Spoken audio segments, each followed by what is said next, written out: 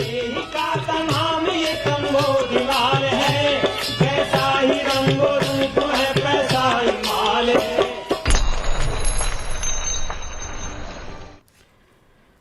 नमस्कार, मैं हूं शुभम शंकरधर। आप देख रहे हैं मनी 9। स्वागत है आपका prime time show money central में। 4 दिन बाद मनी सेंट्रल तैयार। 4 दिन इसलिए क्योंकि सैटरडे, संडे, मंडे 3 दिन तो आया नहीं और ट्यूसडे भी आज की खबरें थीं। तो 4 दिन के मनी सेंट्रल में 1 दर्जन से ज़्यादा खबरें हो गई इकट्ठी।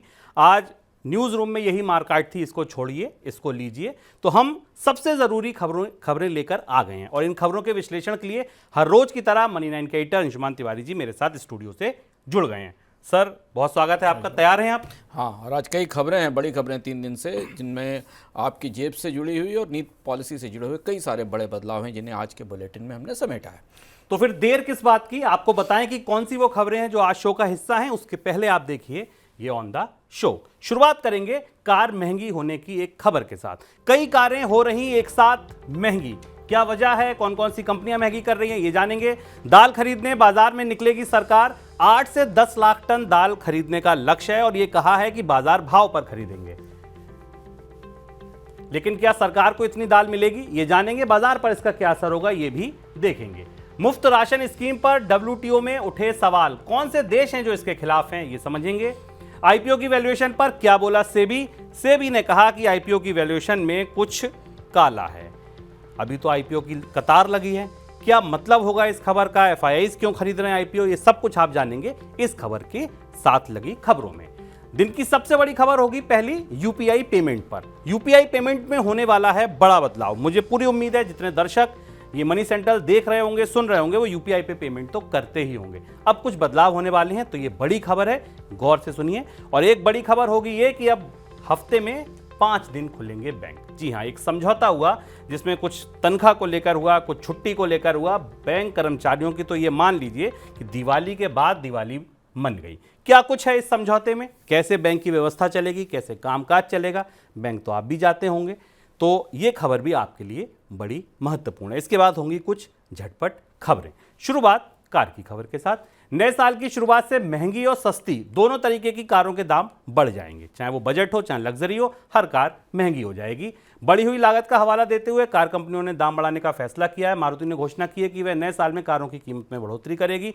मारुति के अलावा टाटा मोटर्स और लग्जरी कार बनाने वाली कंपनी ऑडी ने भी कारों के दाम बढ़ाने की घोषणा की है। सर, पहला सवाल तो ये, क्या क्या महंगा हो गया, कौन सी लागत बढ़ गई जिसकी वजह से कारें महंगी हो रही हैं? शुभम, आप लोगों में से जिन लोगों ने भी कार की बुकिंग नहीं कराई है वो भी इस समय करा लें, क्योंकि जनवरी से एक मुश्त पहली बार इधर हाल फिलहाल के वर्षों में एक साथ ऐसा हो रहा है जब एक साथ कई सारी कंपनियां अपने पूरे वाहनों के, सारे रेंज के वाहनों की कीमतें बढ़ाने जा रही हैं।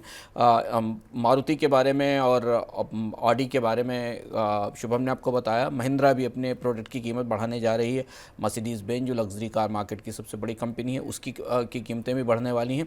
टाटा और बाकी कंपनियां भी अपने वाहनों की कीमतें बढ़ा रही हैं। यानी जनवरी की शुरुआत में जो पहली खबर आपके पास आएगी वो खबर भारत में कारें महंगी होने वाली होंगी। कारें यूं भी पहले सस्ती नहीं थी, लेकिन जो भी थी वो और महंगी होने वाली हैं। कारों की सेल्स कम है, चूंकि बजट कारें नहीं बिक रही हैं, तो कंपनियां मैक्सिमम प्रॉफिट या मैक्सिमम कॉस्ट की रिकवरी अपने मौजूदा मॉडलों से कर रही हैं। तो कार महंगी होगी, इसकी बुकिंग अगर आप बुकिंग कराना चाहते हैं तो अभी करा लें। दूसरी महत्वपूर्ण बात है, कीमतें क्यों बढ़ रही हैं। कंपनियों ने अपने स्पष्टीकरणों में बताया, हालांकि किस मॉडल की कीमत कितनी बढ़ेगी शुभम, ये कंपनियों ने भी नहीं बताया है, इसकी सूचना बाद में आएगी।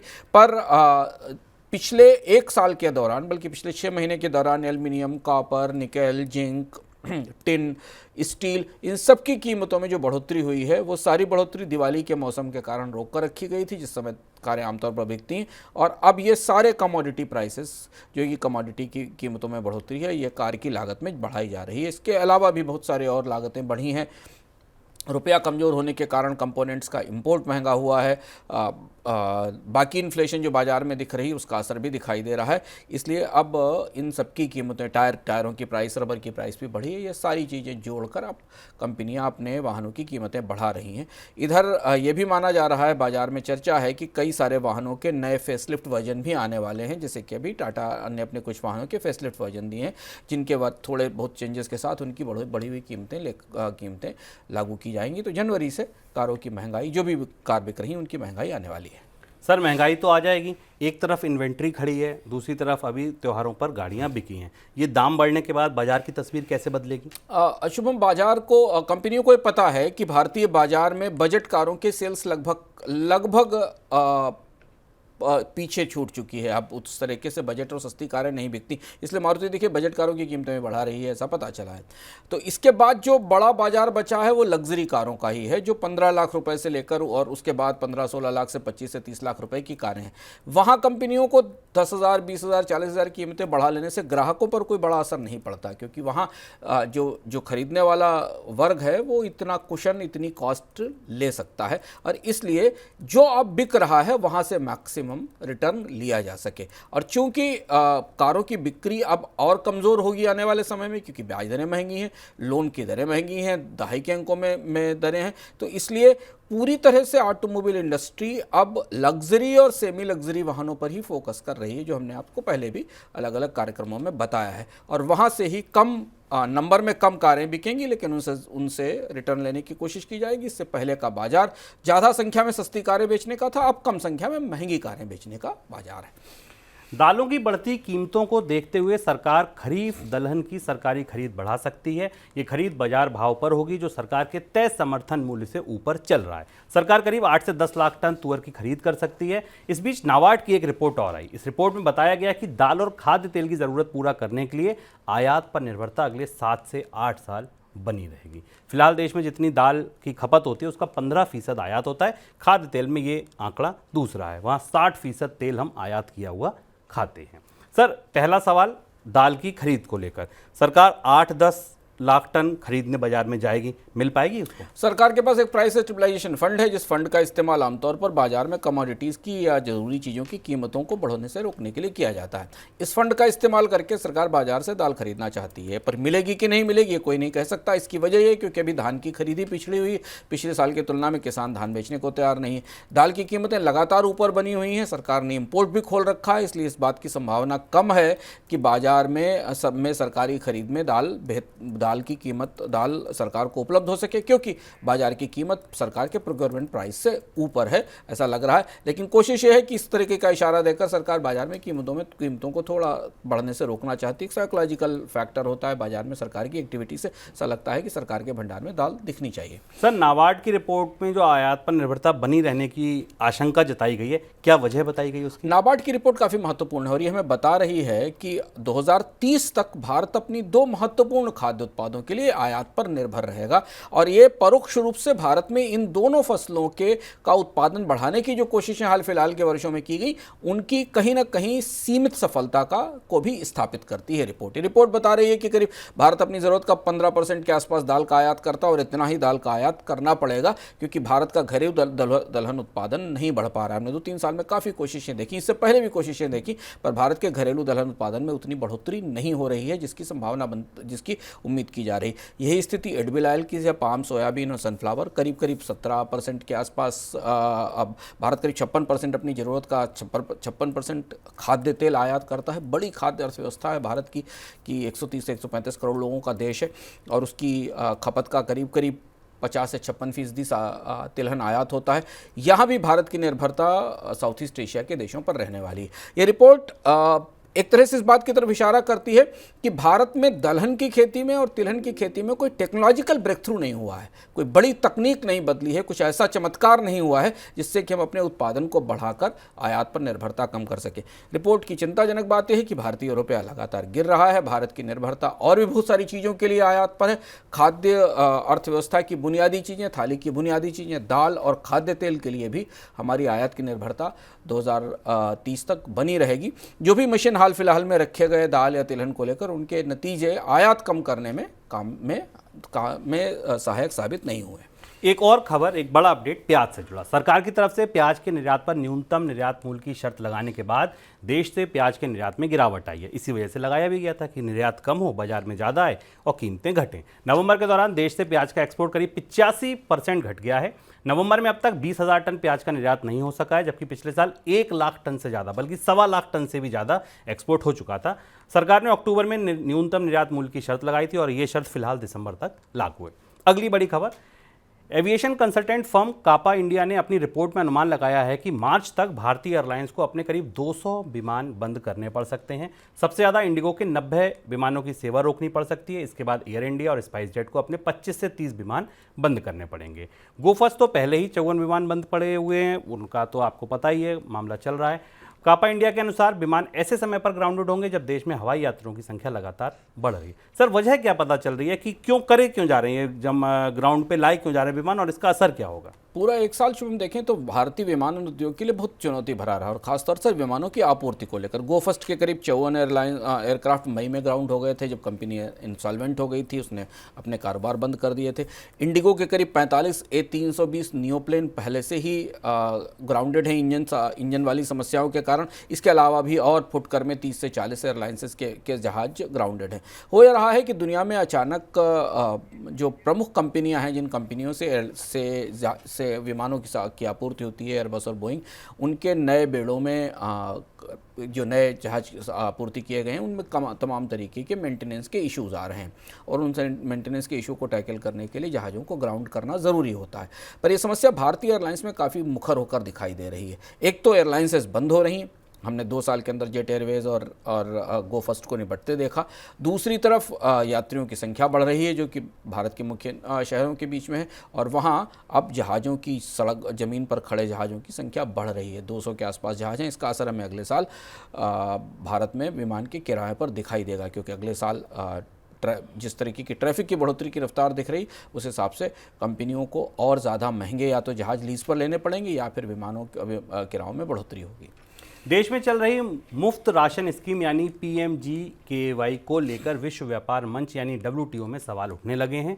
इस स्कीम की समय सीमा को 5 साल बढ़ाने और गैर बासमती चावल के निर्यात पर प्रतिबंध लगाने के कारणों पर WTO सदस्य देश भारत से सफाई मांग सकते हैं। सोमवार से 3 दिन चलने वाली WTO की बैठक शुरू हो रही है। सर, कौन कौन से देश खिलाफत कर रहे हैं?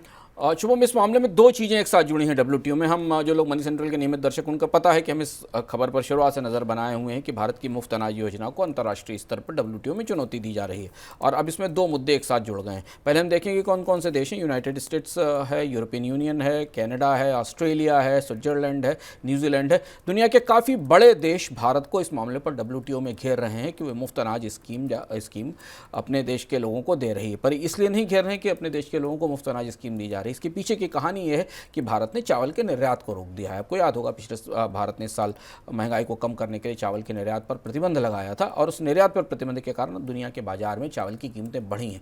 और ये बात WTO में इन देशों की तरफ से कही जा रही है कि भारत अपनी मुफ्त अनाज योजना को चलाने के लिए जो सब्सिडी दे रहा है, उस सब्सिडी के कारण दुनिया के बाजार में सप्लाई रोक रहा है, और अंतर्राष्ट्रीय स्तर पर जो खाद्य की प्राइसेस बढ़ी हैं उसमें भारत की तरफ से चावल के निर्यात रोके जाने का बड़ा योगदान है।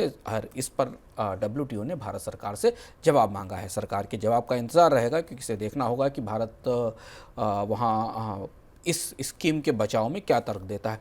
आपको याद रहे कि इस स्कीम को अब तो अगले 5 साल के लिए बढ़ा दिया गया है। पहले इस स्कीम को केवल कोविड के दौरान लाया गया था, फिर थोड़े समय के लिए बढ़ाया गया था, और अब तो ये आगे तक जारी रहेगी। रिजर्व बैंक की तरफ से NBFC कंपनियों को बैंकों से कर्ज पर निर्भरता कम करने के निर्देश के बाद बैंकिंग सेक्टर में बैंकों और NBFC कंपनियों के बीच को लेंडिंग की डील्स में बढ़ोतरी होने की संभावना है। ये नया शब्द हो सकता है आपके लिए, को लेंडिंग डील। इसके तहत कर्ज के लिए ग्राहक NBFC कंपनी ढूंढते हैं और कर्ज के लिए बैंकों के पास पैसे का इस्तेमाल होता है। अब ये कैसे काम करेगी सर, पूरी व्यवस्था, को लेंडिंग डील्स है क्या, ये समझा दीजिए। पूरा का पूरा फिनटेक सेक्टर, पूरा का पूरा बैंकिंग सेक्टर RBI के ताजे नियम के बाद जबरदस्त उथल पुथल से गुजर रहा है। रोज कुछ ना कुछ नई चीज़ें ऐसी हो रही हैं, क्योंकि रिजर्व बैंक ने बैंकों के अनसिक्योर्ड कर्जों के लिए बेहद सख्ती कर दी है और उनके रिस्क वेटेज बढ़ा दिए, और अब नई नई कोशिशों के तहत NBFC कंपनियां अपने सर्वाइवल के लिए की कोशिश कर रही हैं, क्योंकि यहाँ से NBFC इस कंपनी को सबसे ज़्यादा झटका लगने वाला है। अनसिक्योर्ड लेंडिंग यानी जिनके पास कोई सिक्योरिटी नहीं है, जमानत नहीं, जिनकी क्रेडिट प्रोफाइल अच्छी नहीं, उनको कर्ज देने में सबसे आगे NBFC कंपनियाँ रहती हैं। ये शेडो बैंकिंग इस तरह से काम करती है कि बैंक NBFC कंपनियों को पैसा देते हैं और NBFC कंपनियां आगे कर्ज देती हैं। बैंकों की टोटल लेंडिंग में NBFC का हिस्सा 18% है, और एक्चुअल अगर आंकड़ा आप पकड़ें तो सितंबर 2023 में 12.3 लाख करोड़ रुपए बैंकों ने NBFCs को दिए थे, कर्ज देने के लिए आगे। अब ये पूरा मॉडल लड़खड़ा गया रिजर्व बैंक के इस ताज़े आदेश के बाद। अब कोशिश ये हो रही है कि बैंक और एनबीएफसी मिलकर एक को लेंडिंग एग्रीमेंट करें, जिसमें एनबीएफसी कर्ज लेने वाले ग्राहक को ढूंढ कर लाए और उसके कर्ज की अंडरराइटिंग बैंक की तरफ से कराई जाए। ये रिजर्व बैंक इस मामले में एनबीएफसी को और बैंकों को इस बात के लिए दबाव बना रहा है और परसुएट कर रहा है। ऐसा करने से बैंक एनबीएफसी को जो कर्ज मिल रहा है बैंकों से उसकी दर थोड़ी कम हो सकती है। नहीं तो अदरवाइज एनबीएफसी को बाजार में बॉन्ड मार्केट में जाना पड़ेगा और बॉन्ड इशू से कर्ज उठाना पड़ेगा, जो कि महंगा होगा और इससे एनबीएफसी के संकट में फंसने का खतरा है, क्योंकि अनसिक्योर्ड लोन में के रिस्क काफ़ी ज़्यादा हैं। हालांकि ये स्कीम को लेंडिंग की कितना काम करेगी नहीं पता नहीं, क्योंकि बाजार में ये भी चर्चा है कि आने वाले कुछ महीनों में एनबीएफसीज की तरफ से बॉन्ड्स जारी करने की रफ्तार और ज़्यादा तेज हो सकती है, क्योंकि उन्हें और ज़्यादा पूंजी की ज़रूरत होगी। पिछले हफ्ते हुई कैपिटल मार्केट रेगुलेटर सेबी की बोर्ड बैठक में कैपिटल मार्केट को लेकर कई अहम बदलाव हुए। सेबी के बोर्ड ने शेयर ट्रेडिंग को लेकर T+0 व्यवस्था मार्च 2024 से लागू करने की मंजूरी दे दी है। इससे क्या होगा कि जिस दिन आप ट्रेड का सेटलमेंट करेंगे, पैसा उसी दिन आपके अकाउंट में आ जाएगा। इसके अलावा छोटे और मझोले रियल एस्टेट निवेश ट्रस्ट यानी SM रीट्स के लिए नया रेगुलेटरी ढांचा स्थापित करने की बात कही गई है।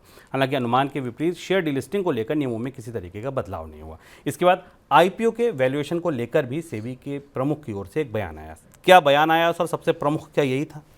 वैसे तो बैठक में काफ़ी सारे महत्वपूर्ण चीज़ें आई, पर आईपीओ को लेकर सेबी का रुख अचानक काफ़ी सख्त हो गया है। और हम जब देख रहे हैं कि आईपीओ की एक नई किस्म की बहार आई हुई है, आईपीओ बहुत तेज़ी से आ रहे हैं। अभी हाल फिलहाल में 2.6 लाख करोड़ रुपए के आईपीओ एप्लीकेशंस आए, जो 3-4 बड़े इशूज़ थे। सेबी ने इसमें एक महत्वपूर्ण बात कही, जिस पर हम लगातार इससे पहले भी मनी सेंट्रल में इशारा कर चुके हैं। सेबी का कहना है कि आईपीओ के वैल्यूएशन को लेकर सवाल उठ रहे हैं और सेबी चीफ ने कहा कि वो इसकी जांच कर रही हैं, इसकी पड़ताल कर रही हैं और इसे जानने की कोशिश कर रही हैं और हम इस मामले को सुलझाने की कोशिश करेंगे।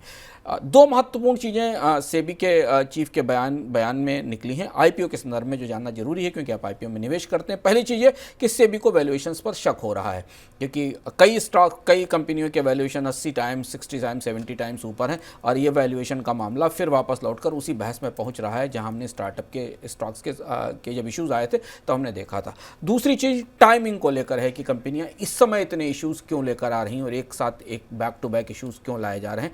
यह सवाल भी सेबी को कहीं ना कहीं थोड़ा सा रहस्यमय दिख रहा है।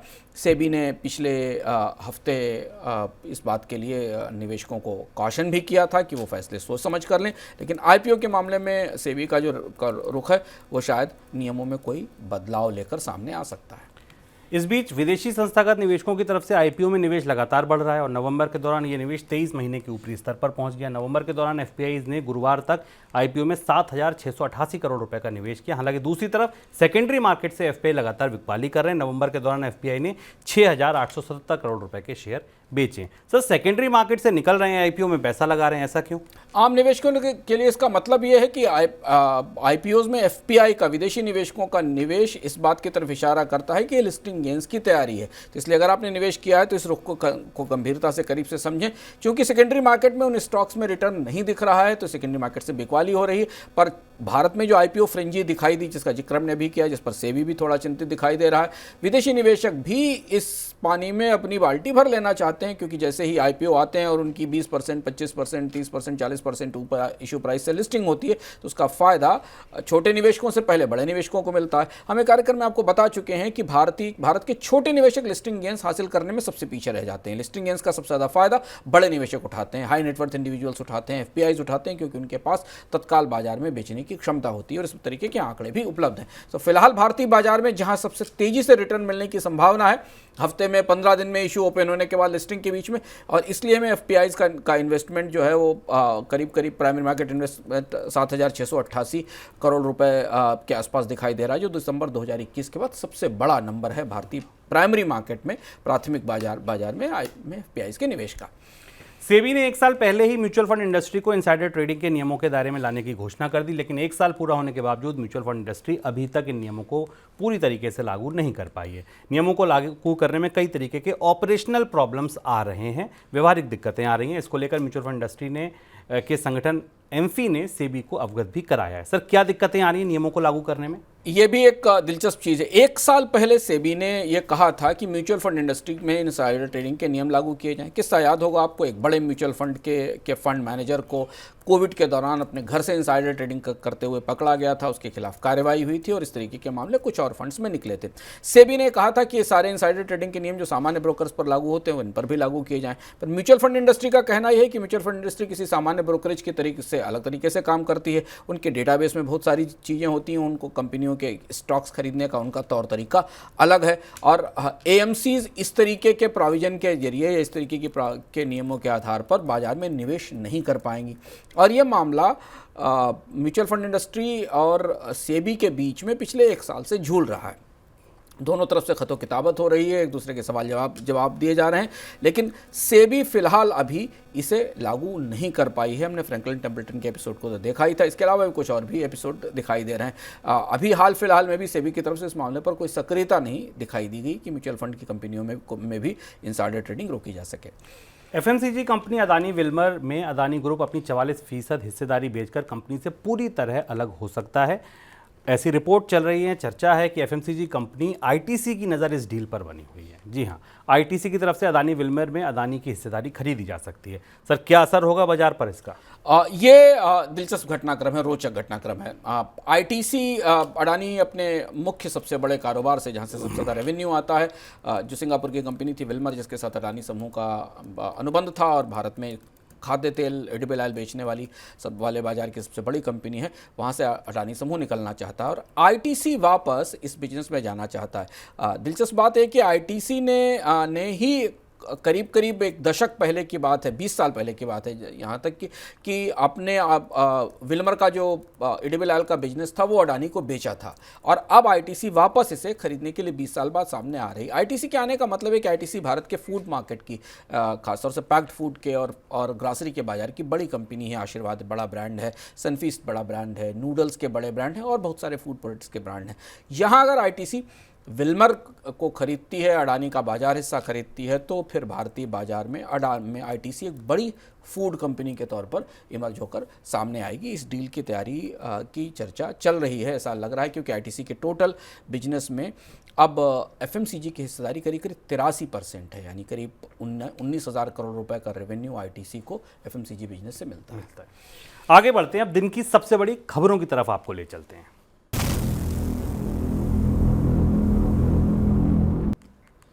यूपीआई से पेमेंट करते हैं आप? अगर हाँ, तो ये खबर आपके काम की है। ऑनलाइन पेमेंट फ्रॉड पर लगाम लगाने के लिए सरकार यूपीआई के जरिए लेनदेन के नियमों को थोड़ा सख्त कर सकती है, इनमें बदलाव कर सकती है।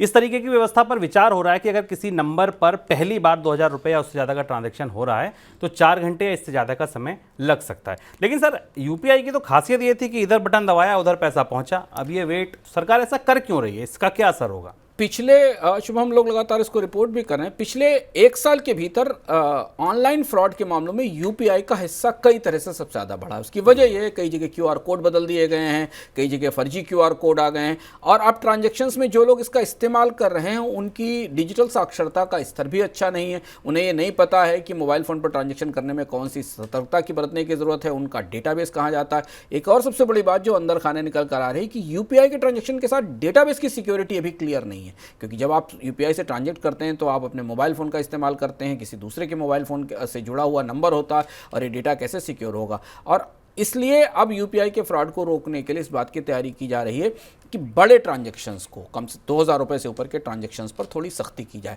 अगर ये कदम या ये फैसला जब लागू होगा तो आप सामान्य लोगों को जो इस्तेमाल करते उन्हें ध्यान रखना होगा कि उनका ट्रांजैक्शन लंबे समय तक रुक सकता है। यानी उन्होंने भुगतान किया, जैसा शुभम कह रहे थे कि आपने इधर किया उधर पहुँच किया, वो स्थिति नहीं आएगी।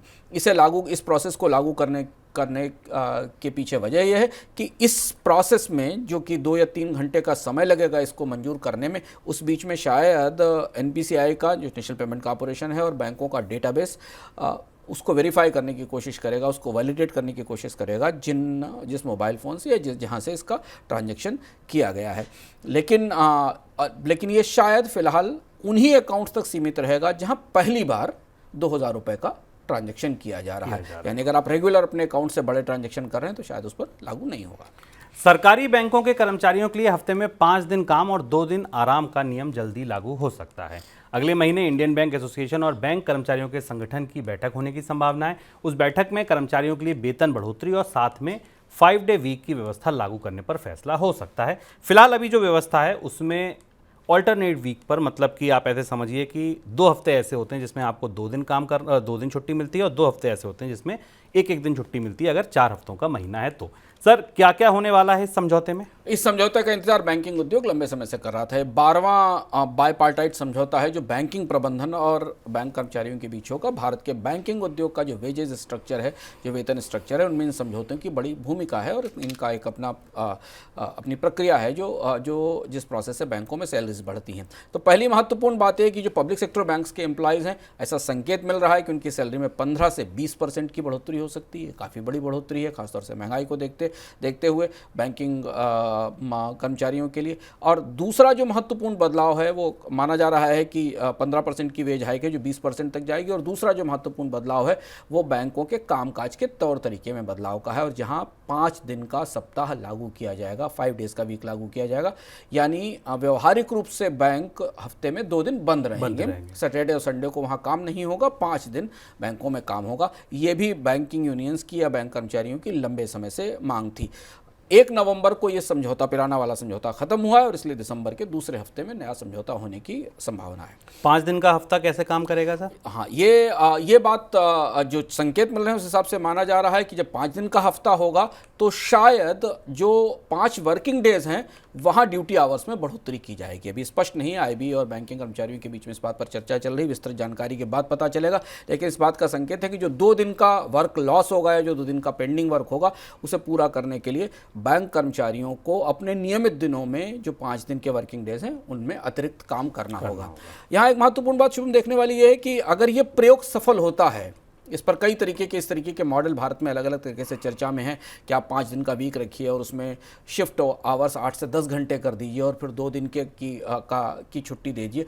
बैंक अपने आप में सबसे एक्टिव एक्सपेरिमेंट हो सकते हैं, सबसे इंपॉर्टेंट प्रयोगशाला इसकी हो सकते हैं क्योंकि बैंकों में काम काफ़ी तेज स्पीड से होता है और काफ़ी बड़ा नेटवर्क है। करीब 8,50,000 के आसपास बैंक एम्प्लॉयज़ हैं। और अगर ये मॉडल डेवलप होता है और लागू हो जाता है सफलतापूर्वक तो फिर हम अन्य उद्योगों में भी शायद इसे लागू करने की तैयारी होती देख सकते हैं। आगे बढ़ते हैं झटपट खबरों की तरफ।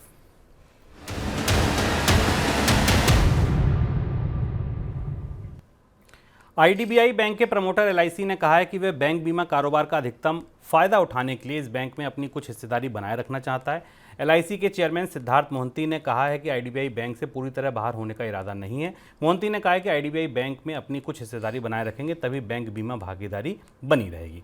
छोटे और मझौले होटल मालिक जीएसटी में असमानता को लेकर परेशान हैं। होटल मालिकों का कहना है कि अभी रेस्टोरेंट में खाना खाने वाले ग्राहकों को 5% जीएसटी का भुगतान करना होता है। वहीं अगर होटल में कमरे में किराया 7,500 रुपये से ज़्यादा है तो रेस्टोरेंट में खाना खाने वाले ग्राहकों को 18% पैसा देना पड़ता है। 18% जीएसटी का भुगतान होटल में नहीं रहने वाले ग्राहकों के ऊपर भी लागू होता है। कुल मिलाकर उनका ये कहना है कि अगर लोग रेस्टोरेंट में खाना खा रहे हैं 5% दे रहे हैं तो हमारे यहाँ अगर कोई केवल खाना खाने आए तो आप ऐसा कर दीजिए कि 5% पैसा ही उसे देना पड़े। आर्टिफिशियल इंटेलिजेंस को गलत हाथों में जाने से रोकने के लिए अमेरिका, ब्रिटेन और करीब 1 दर्जन अन्य देशों ने रविवार को एक समझौते पर हस्ताक्षर किए। इस फैसले से कंपनियों को आर्टिफिशियल इंटेलिजेंस को लेकर सुरक्षा बढ़ानी होगी। कंपनियों को यह सुनिश्चित करना होगा कि आर्टिफिशियल इंटेलिजेंस का गलत इस्तेमाल ना हो। हालांकि शुरुआत में कंपनियों के लिए ये एग्रीमेंट बनाना बाध्य होगा। डिटेल में जानना चाहते हैं नियमों के बारे में तो एक इकोनॉमिकम को मैं रेफर कर रहा हूं, उसका लिंक डिस्क्रिप्शन बॉक्स में देख लीजिए। नियम कहां बन रहे हैं, कितने बन चुके हैं, कैसे बन रहे हैं। सरकारी कंपनी सिक्किम ऊर्जा की तरफ से सिक्किम में 1200 मेगावाट के पावर प्रोजेक्ट पर बड़ी मौसमी मार के बाद इंश्योरेंस कंपनी से मांगे गए 11,400 करोड़ रुपए के क्लेम को क्लाइमेट रिस्क मैनेजमेंट के लिहाज से अहम माना जा रहा है और ये क्लेम अगर सेटल होता है तो क्लाइमेट रिस्क मैनेजमेंट को लेकर ये एक बड़ा जजमेंट हो सकता है। इंश्योरेंस कंपनी की तरफ से इस क्लेम को लेकर फिलहाल सिर्फ 500 करोड़ रुपए की पेशकश की गई है। सर कोई टिप्पणी आपकी? झटपट में भी महत्वपूर्ण खबरें हैं जिन पर विस्तार से अलग से चर्चा हो सकती थी, पर हमारे पास बुलेटिन का समय कम है। अगर आपको इकोनॉमिकम याद होगा, कुछ महीने पहले हमने आपको बताया था कि क्लाइमेट चेंज की कॉस्ट कितनी बड़ी होने वाली है। और देखिए भारत में आपके सामने दिखाई पड़ा कि सिक्किम की जो Teesta third hydro power project है, जो इस बार बाढ़ से बुरी तरह प्रभावित हुई है, 11,500 करोड़ रुपए का डैमेज क्लेम किया गया है, जबकि कंपनी ये मान रही है कि 500 करोड़ का डैमेज है। और ऐसे डैमेजेस अब आना शुरू हो रहे हैं। पिछले 7-8 सालों से दुनिया की इंश्योरेंस इंडस्ट्री बुरी तरह तबाह है और परेशान है इन डैमेजेस के कारण कई जगह, जबकि अभी पूरी दुनिया में प्रॉपर्टीज़ का एक छोटा सा हिस्सा ही इंश्योर्ड है। ये दूसरी महत्वपूर्ण खबर जो होटल जीएसटी को लेकर आई है, ये मामला थोड़ा ज़्यादा तेज़ी से आगे बढ़ रहा है और होटल चेन्स को लग रहा है कि उनके रेस्टोरेंट्स में जो केवल रेस्टोरेंट में खाना खाने आते हैं उन्हें इतना ज़्यादा टैक्स नहीं देना चाहिए। मांग थोड़ी सी जायज़ लगती है। सरकार शायद इस पर जीएसटी काउंसिल इस पर विचार करेगी। और एलआईसी को लेकर इस हफ्ते शायद जिस बात की उत्सुकता है कि इस हफ्ते एलआईसी का एश्योर्ड रिटर्न प्रोडक्ट आएगा, जिसकी सूचना एलआईसी ने दी थी। और जैसे उसकी सूचना आएगी हम मनी सेंट्रल में आपके पास उसका डिटेल लेकर आएंगे। और इसके अलावा मनी 9 के ऐप पर उस एश्योर्ड रिटर्न प्रोडक्ट का एनालिसिस भी देखेंगे, क्योंकि एलआईसी की तरफ से पहली बार इस तरीके की का कोई प्रोडक्ट लॉन्च किया जा रहा है जिस पर बाजार में खासी चर्चा है। तो ये था हमारा आज का मनी सेंट्रल। पूरी उम्मीद है आपको पसंद आया होगा। और खबरों के लिए आप बने रहिए मनी 9 के साथ। फिलहाल हमें दीजिए इजाजत। नमस्कार।